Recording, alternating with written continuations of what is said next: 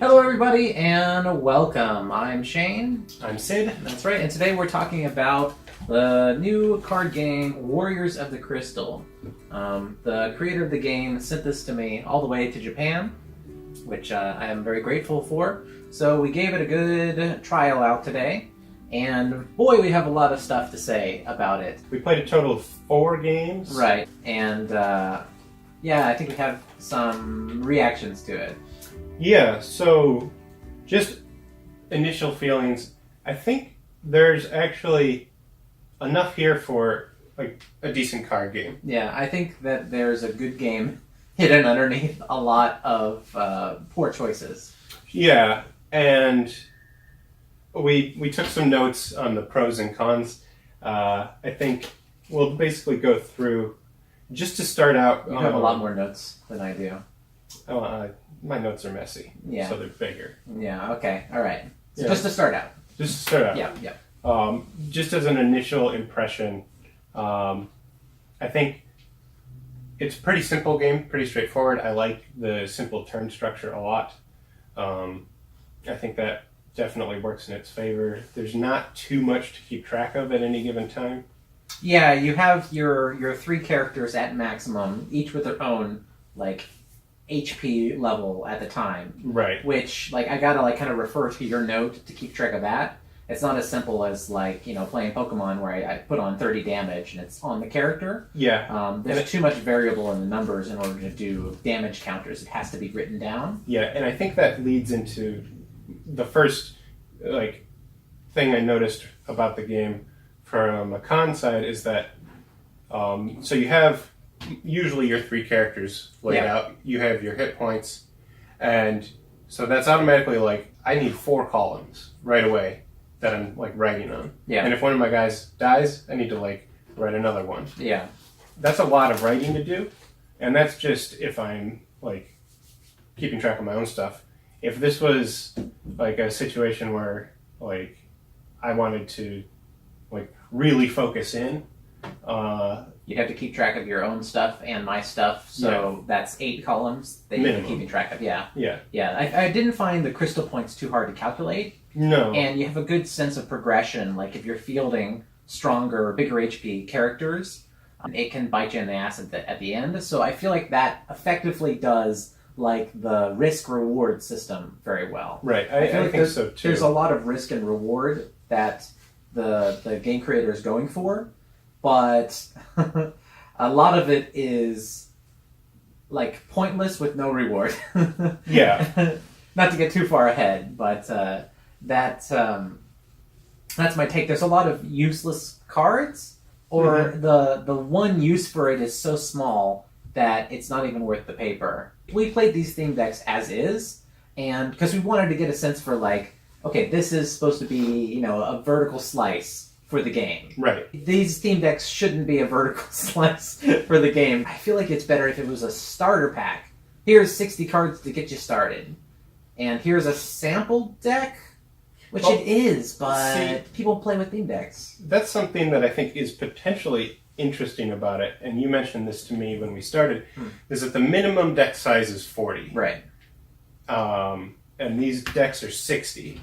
So what it seems like is that it's like, here's the deck, play with it, see what doesn't work, and start like customizing it for how you want to play by removing cards. Yeah.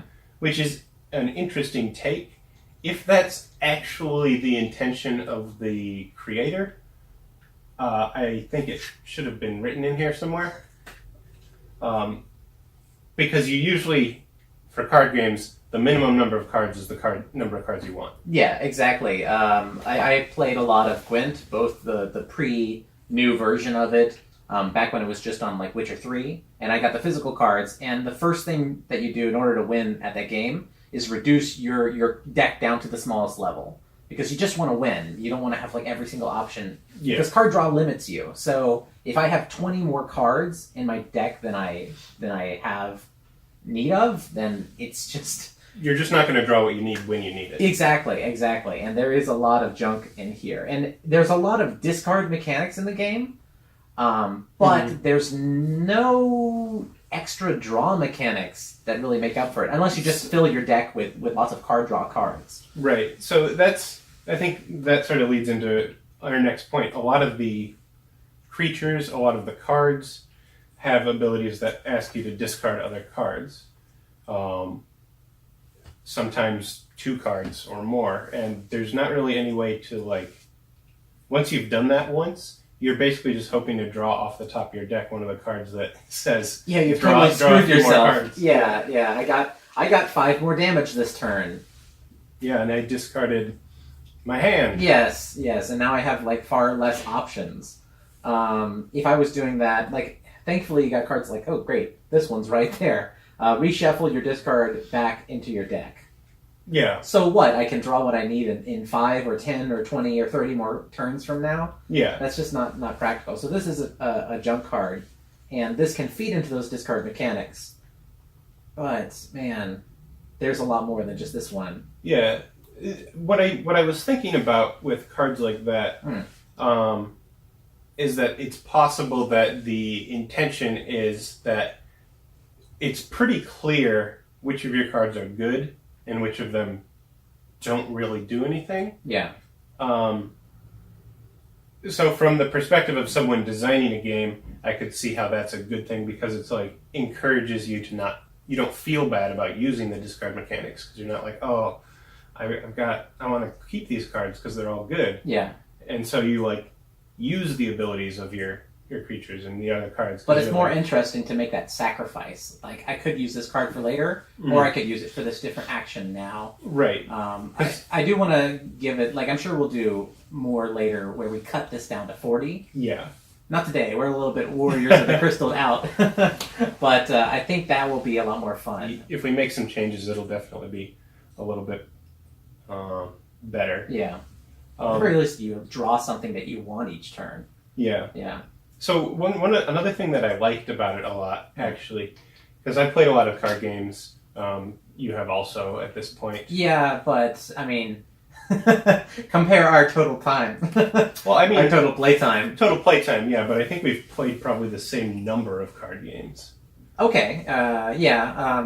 So in terms of like different systems, right? So we played Magic, Hearthstone, Pokemon, Gwent. Yeah. Where I was going with that is that one of the things that's common to most card games is your like opening hand and how they deal with like making sure you have what you need to start playing the game. Yeah.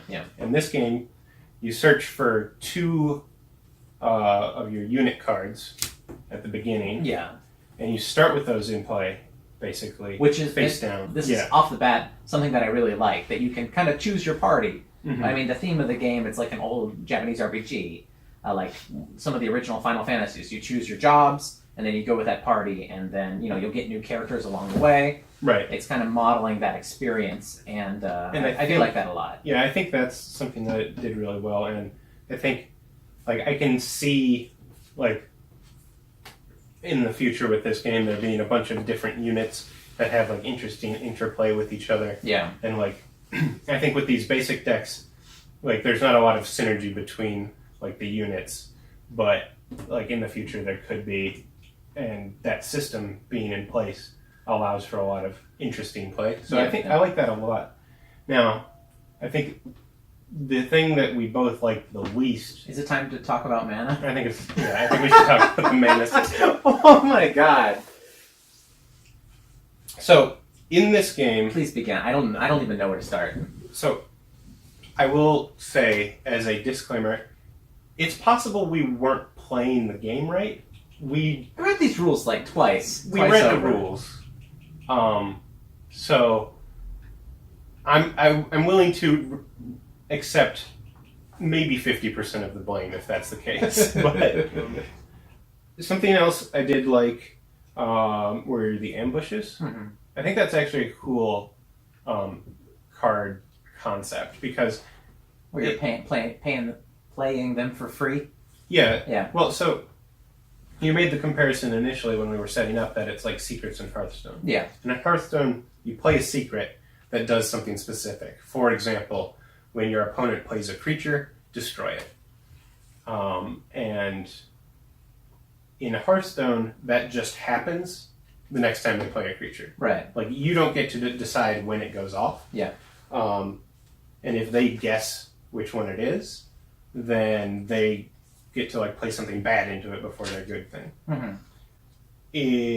In Magic, for example, you have loads of freedom. So I guess in Magic they're instant speed or something you can play that has Magic's like so customizable. Right. You know, you have it's obvious you have the choice of when to use it or not, and you know, you got to save your lands for it, which kind of gives you away unless you're kind of tricky about it. A lot of bluffing in that as well. Right. So on the complexity scale for like interaction cards, I think like Magic has instants on like the very interactive, and Hearthstone has secrets on the not actually very interactive. Yeah. And ambushes are sort of in the middle because you have to play it in advance, but then you decide when it activates. Yeah. So if he does something that meets the condition of a card, for example, like counter or like negate the effect of a crystal card. Yeah. If I have that ambush down, for example, and he plays a crystal card, I could choose to use this, or I could choose not to. Yeah. And I think in that sense, it's more like Magic, but there's a little bit of the restriction in that you have to actually play it in advance. I can't just hold it in my hand forever and decide, like, I want to hold it in case I want something to discard, or no, I need to commit to playing it. Yeah. There's a specific time during your turn that you could play it. You can't play it after that. Yeah. So you gotta make the judgment call. Like, you gotta play it before it will ever even be close to useful. You're not even sure how it's gonna proceed. And that's giving your opponent enough information that, okay, that card is an ambush. Whereas in Magic, like, I have a card in my hand, maybe it's a land, maybe it's a counter spell. Yeah. Or maybe it's a kill spell. Yeah, you're kind of denoting what you got. Yeah. Which gives the other player, like you said, more information. Yeah. Yeah. So, and then you still have the ability to like play around something, and that being like, okay, if you think it's that counter a crystal spell or negate a crystal spell card, you can be like, okay, well, I bet he doesn't want me to do this. Yeah. But this is the card I really want to play. Yeah. So I'm going to try to use this one first and see if he like eats it, and then I'll play this one, as opposed to just like playing the card you really want and I just snap off, get rid of it. So there's some cool interplay there. Yeah, I did that at one point during one of our games to make sure he didn't kill my my draw card that I needed to kind of come back. Yeah. Speaking of drawing cards, I want to check what that extra rule was. There was something about drawing cards, and if there's one thing that this game needs, it's more card draw. Yeah. This card definitely needs more card draw. Yeah, let me see what it said. So he's going to do that. I'm just going to talk quick about another thing. There are some cards in this game, for example, Army of One, which says when your party is reduced to a single unit, the foe that caused it must reshuffle their hand back into their deck and draw 2 new cards. And Berserker, who basically the more injured it is, the more damage it deals. That's an interesting sort of mechanic, basically revolving around your things taking damage or you having fewer things. But as built, there aren't any ways for you to influence that on your own. Which, that is more just an issue to me from the sense that these cards are in these decks and they don't really have any way for you to utilize them. But they work within the rules of the game. You could easily make cards that do have effects that let you dictate when these are good. So it's not a problem with the cards exactly, just that they're very bad in these pre-constructed decks. Yeah, like the Berserker, just from theming alone, it feels like there's a card called Tiger Strike, which is like the Berserker's move, where I attack you and you discard a card, which is cool. But based on the Berserker's useless ability, it feels like it should instead be like, I attack you and I take some damage myself. Yeah. Like, that's going to help me power up his basic attack. Yeah. Yeah. Like it seems like there should be something like that. Or, like, if you had some way to combine the Berserker and Paladin abilities to, like, redirect damage to the Berserker. Yeah, yeah. But like a mysticism knight who like confuses the enemy and have them attack someone else. Yeah. Even if it's not reduced, that'd be a cool ability. Or if there was some ability that made it so Yeah. you had to attack a specific character. Yeah, we're only playing with 3 of the total 12 current unit cards, and I got 2 other unit cards in my booster. Okay.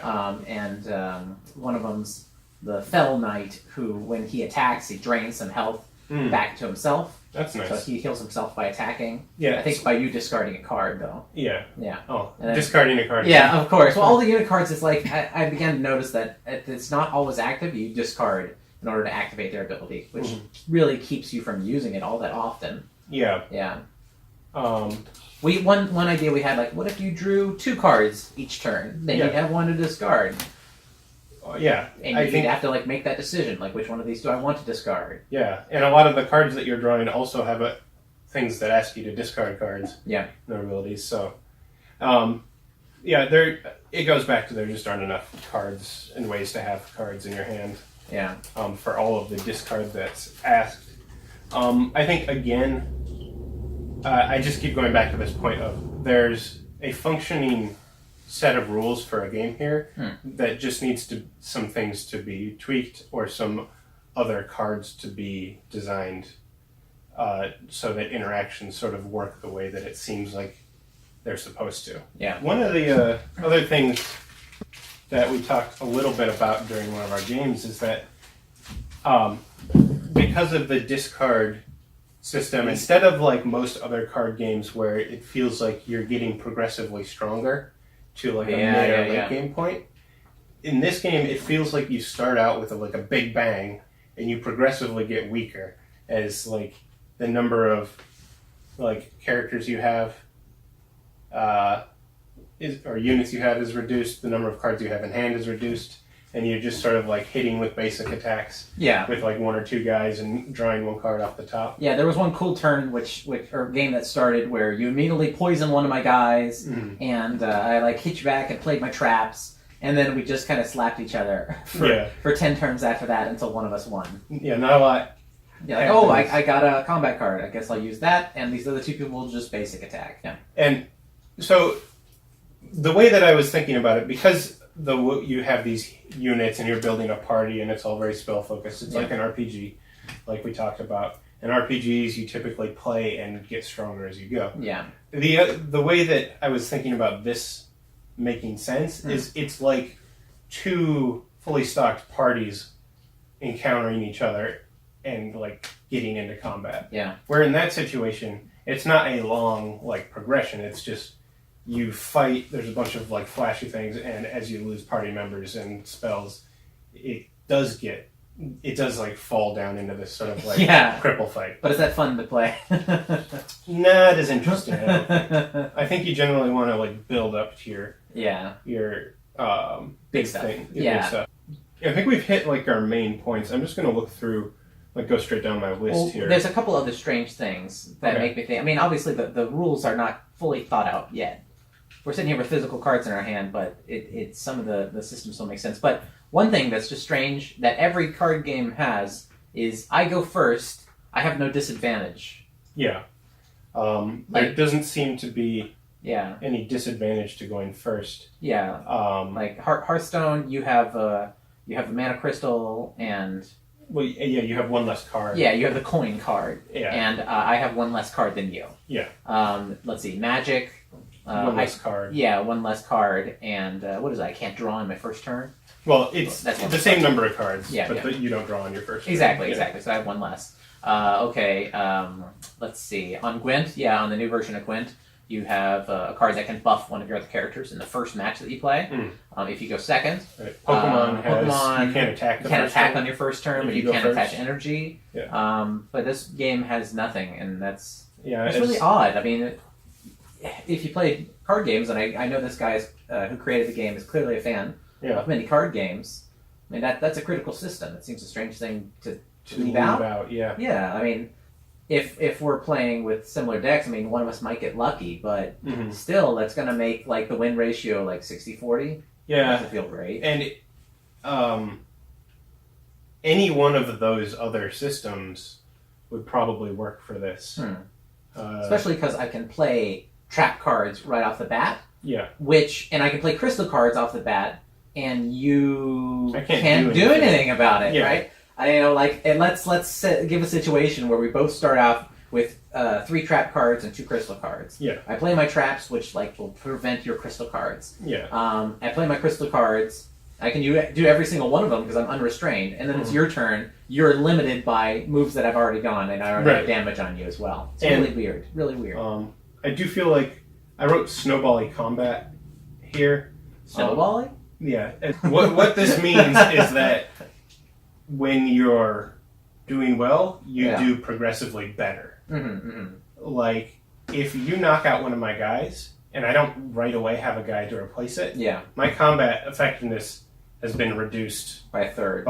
Yeah, or 50%. Yeah, and then like next turn, and if I don't immediately knock out one of your guys, Yeah. suddenly you get to attack me 3 times again, and I probably lose another guy. Yeah. And then you have 3 guys, and I'm never killing any of them. Yeah.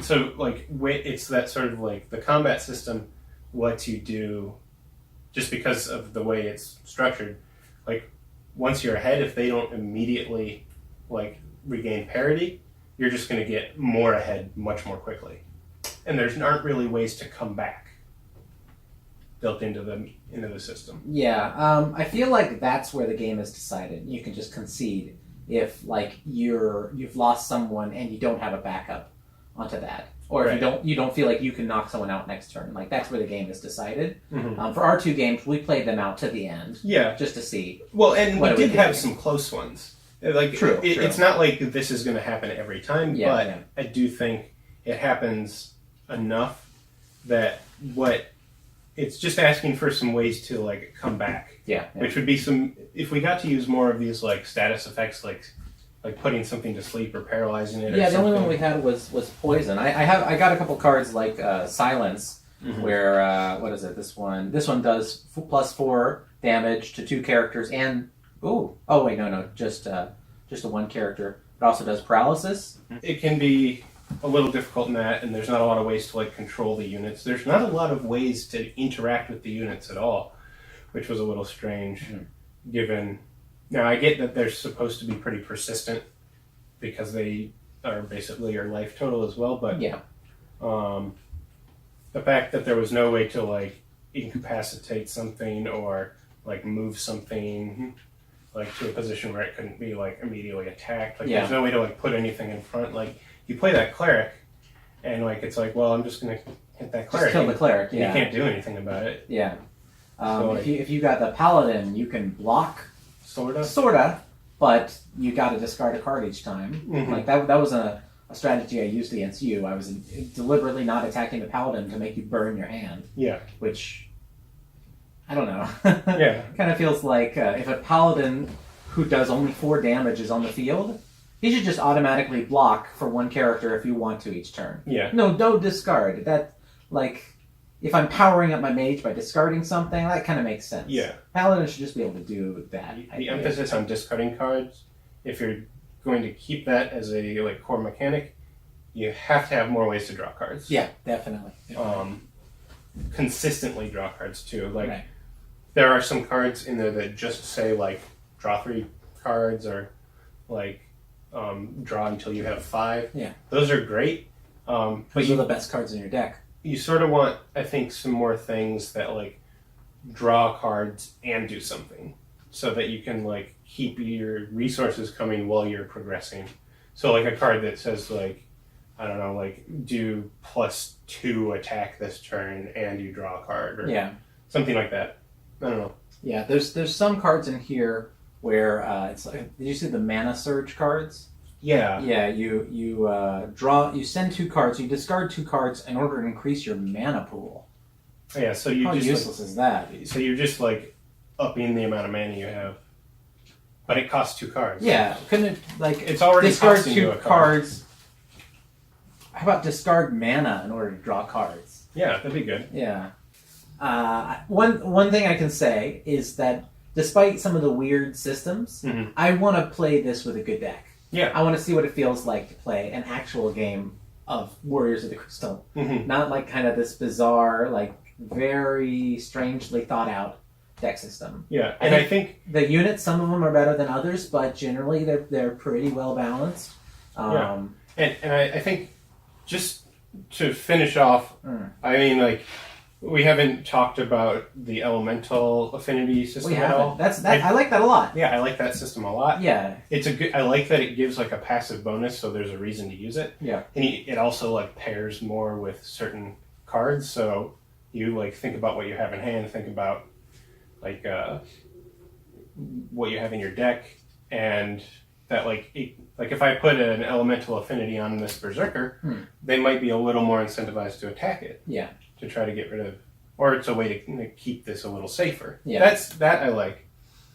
I do like the search cards, that they're sort of like restrictive, searching for a specific type usually. Yeah. But like I liked, like this combination was fun. It's like I needed another hero, but all I had in hand was this, which lets you search for another crystal card. Yeah. So I used this to go find this crystal card, which lets you search for anything, which I then used to go get the hero card I needed. Basically, what I like about that interaction is just if every one of those search cards was just this unrestricted access, search for whatever, it wouldn't feel special, or like you'd just like, oh, I always have whatever I want. Yeah. But that there's enough of them and they're cheap, free. It gives you a lot of options when you do have them, and that feels nice. The good crystal cards are in stark contrast to the bad crystal cards right now. Those just need to be purged from this deck. Yeah. Yeah. I had heard that it's slow but fun. I think it's fast. I think so. Multiplayer games, which this is also set up for. By the way, this is basically just a review of one-on-one because we haven't done multiplayer. Yeah. It might be a lot different in a 4-player game. Although I just have to imagine in a 4-player game, the issue of your abilities requiring you to discard is just going to be way worse. I think overall, despite how the overall tone of this probably sounds pretty negative, most of that's just me as a person, Shane as a person. Well, we're negative people. I don't think we're negative. There's just more to talk about with the negative things because it's interesting.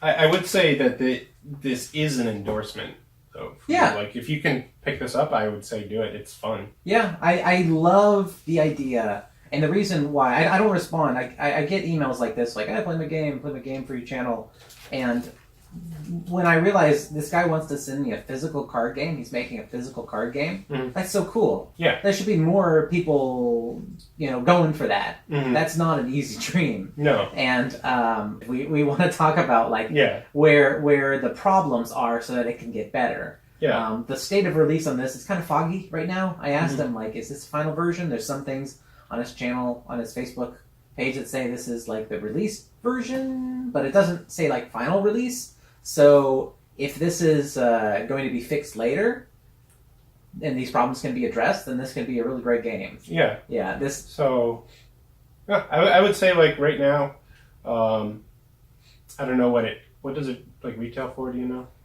Each one of the theme decks, it's a little bit expensive actually. Each one of the theme decks is $20. Okay. $21.99. A booster pack is way too expensive. It's $8. How many cards in it? 11. 11? Yeah, that's not good. No, that might be fine. I mean, like, a Magic booster pack only has one card in it. True. Basically. Okay, well, basically. Well, the boosters have, we didn't even talk anything aesthetics about the game. Well, we should, because we should. Just briefly. But I was going to point out that this is the rarity. There's a problem in that, too, in that the rarest is red, the second rarest is pink. Can you tell me right now which one that is? Oh, that's pink. Is it? I think. This one's red. Because I think that's red. And I believe this one is pink. That is an issue. That is... No, I don't know how well people go right up to at home are going to be able to distinguish this, but let's see. These... those are... 2 different colors. Right next to each other, you can tell it, but when they're spread out, if I move cards side by side, cannot tell at all. Okay, pink is actually common. Yellow is uncommon. Red is rare. Okay. So it goes unit card, which don't have rarity. Wait, I fixed it. Let's change pink to white. Yeah. Oh, boy. There you go. There we go. Okay. Would it work? Okay, so we have black, blue, green, and red. Yeah. White would work on every single one of those. Mm-hmm. The red are technically black because it says they don't have a rarity. They're necessary to play the game. They're basically insured to be in the packs like lands. That's good. Yeah. Pinks are common, yellow uncommon, red are rare, and there's three reds in each pack. That's nice. Yeah. I like that. Yeah. I would pay $8 a booster in any other game for there to be 3 rares. Okay, all right. Let's see. So, common. Okay, yellow. Let's see. Sorry, it's going to take a bit to Okay, well, take a look. I'll just talk briefly about the art in the cards. It is... I really like it. Me too, right? It's not good, but it's so charming. It's really I charming. adore it. It's like, there's like a mix of like CG stuff and like hand stuff that's clearly done by hand, and like other stuff that's clearly like a pretty basic. Okay, so there's 2 rares in each Photoshop, pack. And I got 4 rares. I don't know. It's very simple, and I do like it quite a bit actually. Your favorite card? Because I have a clear favorite. It's in your deck. Okay, let me see if I can guess. I'm gonna add some time onto this video by shuffling through this. We can cut and clip this. Yeah, that's probably a good idea. Yeah. Is it Pummel? No, it isn't. Although, as I mentioned, Pummel is my favorite. Go ahead and read the flavor text. All right. It's not like beautiful or anything. I just think it's cute. A simple beating is sometimes the most effective tactic. And the art is good too. Yeah, the art is good. It's Yeah. this punchy dude. Maybe you can see it. Probably not. Probably not. Buy the cards. Yeah. I don't know. Okay, I'll give you a hint. It's the most powerful card in the deck. Oh yeah, replenish. Yes, that's right. That's cool. I like it. Yeah. I like the hand. It looks good. The crystal is clearly like 2D. Doesn't quite fit onto the map right. Yeah. But the cards, they look cool. They have a nice texture to it. And I like it. Mm-hmm. I like it. It's like kind of a... There is an issue that I noticed that's just strange. The cards have a drop shadow. Sorry, the text at the top has a drop shadow. Take a look at Venom Hex here. No. I first noticed it on Nova. Look at the black shadow on the sun there. Ah. All cards text has a drop shadow. Let me see if I can get it. Yeah, you can see if you hold it about this distance. And it's on all of them. The combat cards have a half drop shadow, and I believe it's the unit cards that have a full drop shadow. So at the top, there's a small black, slightly fading line. Yeah, that's interesting. On every single combat card, they have a half drop shadow, which looks really not good. But the crystal cards don't have it. They look way better. Yep. For that. No, you're right. Every single one of them. Yep. And the trap cards, what are they called? Ambush cards, also don't have it. Yeah. So that's a weird thing. Yeah, Don't like it. I don't like that. I wonder if that was just a weird thing in the print run, or I don't know why it couldn't have been removed though. There's only 112 cards. Yeah. That is an issue. Yeah, it's getting in the way of the art, and some of the art looks quite good. So again, there's positive and negatives. Mm-hmm. What's your favorite unit card? My favorite unit card is the Paladin. Art wise. Oh, art wise. Paladin's my least favorite. Art wise? Yeah. Wizard. Really? I really like the Wizard. I like the Berserker a lot. Berserker's nice too. Yeah. The person who contributed that, Sivan, I think might have been one of the backers. Yeah. Of the guy. You should put those up so people can see them. Oh yeah. I mean, like better ones overlay them. Yeah, I can do that. Ooh, there we go. Got it. Yeah. So at first I was like, took me a little bit, and then I really warmed up to it. Oh wait, I think Fell Knight is my favorite. Oh, Fell Knight looks great. Yeah. Monk is cool too. Yeah, I like it. Yeah. Anyway, I think I don't know, aesthetically I like it. I also like they're a little bit thinner than like a magic card, Mm-hmm. but I put them into plastic sleeves to assist in shuffling. Yeah. It has a great feel to it as well. Does it? Yeah. Oh yeah, I do like that. Yeah, there's a slight texture on it that's kind of lost by putting them in into the plastic sleeves. Yeah, it's like they're printed on what feels like not like your traditional Card paper? Cardboard? Yeah, cardboard, but more like cards you would find in a board game.